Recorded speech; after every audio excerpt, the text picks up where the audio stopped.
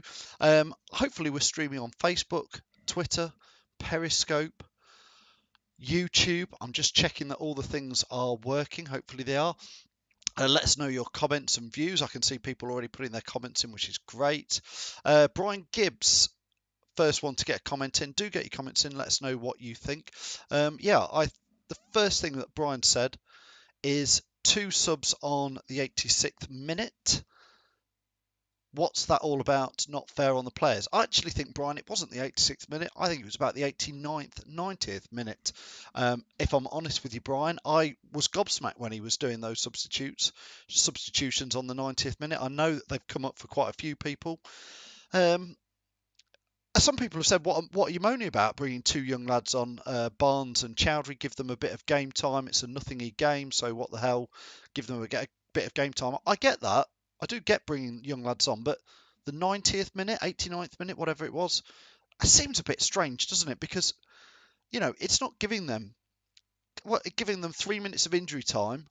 You can't do anything in 3 minutes. They're not the sort of players who are going to come on and change the game because we've got rid of plan B. If you're going to bring those lads on, Barnes and Chowdhury, give them 10 minutes, bring them on in the 80th minute. Strange because they're both, Chowdhury's quite a defensive midfielder. Barnes is a young lad. I don't think either of them were going to be particularly game changers. So I get the idea that we're just bringing them on to give them game time. So I think, Brian, you've got a good point there. I don't really know what that says apart from trying to give young lads a bit of game time, which is fine, like we say, isn't it? That's fine, but surely either give them a bit longer, or it was just a shame. I think most fans were watching, weren't they, against Southampton, hoping we were going to go and get a late winner, and it's more like stalling tactics, if you ask me, to bring players on in the 90th minute when they've just shown there's 3 minutes of injury time. Anyway, that's took us straight off topic, but it's an interesting one, isn't it? What did you think to the substitutions against Southampton? Joanna, hi Joanna, thanks for watching, says Silva went down and seemed to give up after that. He kept looking at the bench. Yeah, what do you think of Silva? We've waited since September to watch him, but it just seems he's not really hit the ground running, has he? So that's been an interesting one. Let me know if the stream's working well, if you can see everything, hear everything, hopefully. Imtiaz, hi, Imtiaz says, hi Phil, is the news true that we can't sell or wear the new home kit before the end of the season due to the fact we're changing manufacturers and our contract with Puma lasts until the end of the season? Personally, I find that disappointing. Again, lots of rumours there, Imtiaz. I can't confirm anything on that, I'm afraid, on the kit situation. I would say that if we are switching from Puma to another brand, say it's Adidas, I believe, then yeah, Puma have got the sponsorship rights right till the end of the season. So I can't imagine for a second that we'd wear a new kit before the end of the season or even start selling it. I also think there's quite a lot of Puma kit that's going to go very, very, very cheap at the end of this season. Not been the best kit, I don't think. The printing's not been brilliant on some of the bits, but more so, they've got quite a lot printed with names like Andy King and Slimani on down there. So there's going to be a lot of cheap kit. Anyway, Paul Mansell, hi Paul, thanks for watching, says, us fans say get rid of the manager, we are safe, not like the bag is. I'm not quite sure what you're saying there. Reese, Clifton High Reese says, I'm Puel in, give him time and money and he will get it right. Puel in, hashtag keep the faith. I think that's interesting. We did have a debate on Sunday. We put a post up saying, is your glass half full or half empty? Come on, chaps. Look at what's happened to Sunderland, done a double dip. Look at what's happening at West Brom, at Stoke, at Southampton. I also said, and here's an interesting one, what would you rather... I mean, obviously, we'd all rather be Leicester fans than anything, goes without saying. But who's had a better last 3 or 4 seasons? Has that been Leicester or has that been Tottenham Hotspur? Now, Tottenham Hotspur, I think, have been top 4 every season for the last 4. I think they've had Champions League at least the last 3 seasons on the trot.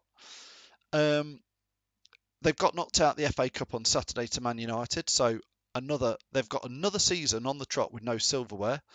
I would say in our last I've got to be careful because some stats aren't great, but in the last 8 or 9 years since we were, well, 2008, 2009, I believe was when we got relegated to League One. So I would guess in 2010, was it? Is my maths right? 2010, we won the League One trophy. Then, gosh, what year was it we got promoted from the Championship? 2014? Somebody will put me right with all these stats. I'm going to guess about 2014.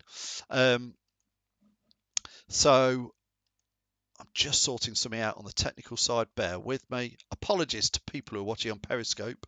I had a bit of a technical issue there. Yeah, I would say that in 2014 we won the championship, and then 2016, 2015 we had the greatest escape. 2016 we won the Premier League title. 2017 we were in Europe last 8. I think Leicester have had a far more exciting last 4 or 5 seasons than Tottenham Hotspur. We've got trophies in the trophy cabinet. We've got League One trophy, we've got a Championship trophy, we've got a Premier League trophy, we've got silverware in the cabinet. We've won stuff, we've got promotions. Yes, we've had scrapes with relegation as well in the last season a little bit. But what would, who's had the better 4 or 5 seasons? Leicester City or Tottenham Hotspur? Because I tell you what, it's not that brilliant being 3rd and 4th and 5th. And I think that's some of what Leicester fans have got to get a bit of a grip on. I'm a big believer that I think we should. I want us to be going for Europe. I want us to be pushing upwards and upwards and upwards. But also, I would say I'd rather have won the Premier League 2 years ago and then had last season and this season than not won it 2 years ago like Spurs, who, as we know, came 3rd in a 2-horse race. So I'd rather be doing what we're doing, and I'm hoping that next year we can push back upwards. I think we can. This season we really could have finished 7th without any much trouble, and it really was a season we could have finished 6th. Anyway, I've got distracted again. Ali Khan, thanks for watching, says, Phil, Wenger available in the summer, go for him and Puel out. A lot of talk. What do you think to Wenger? Anybody? Put your comments in. For me, I think Wenger's about 71, isn't he? 71 years old. He's been a fantastic manager for Arsenal. Again, if you look at him over the last 22 years or something, but brought a lot to the Premier League. But for me, he's not the sort of manager to take Leicester on now. I don't even know if he'd come. So for me, I think Wenger and Puel. I certainly wouldn't get rid of Puel to get Wenger in. So I wouldn't ally on that. Terry's saying it's frozen. Apologies about that if you had a frozen bit there. Joanne Astley saying even Nacho was impressive first half. Yeah, I thought Nacho was pretty impressive in the first half, wasn't he? I thought he looked all right, which was good. John Squires says, are we making the ground bigger? Yes, I believe that we are making the ground bigger. How big should the ground be, everybody? What would you say? What's realistic? If you're going to add an extension on, I would guess we might do something like Cardiff did, which ironically they did, then got relegated, and that stand remains empty most of the time. They added about 8,000 seats behind one of their main stands. I think Leicester will do that. I think we'll take the ground up to 40,000 fans, if I'm honest. I think that's sensible. You could argue 42,000, 45,000. I think anything much more than 42,000 might be pushing it in a phase development. I would think if they go to 40,000 and then that works well and they sell enough tickets, which I think they will do, then they may look to do another area. I've heard they'll do behind the East Stand. That's 8,000 fans. If that goes well, they'll put another 6,000 behind the Kop.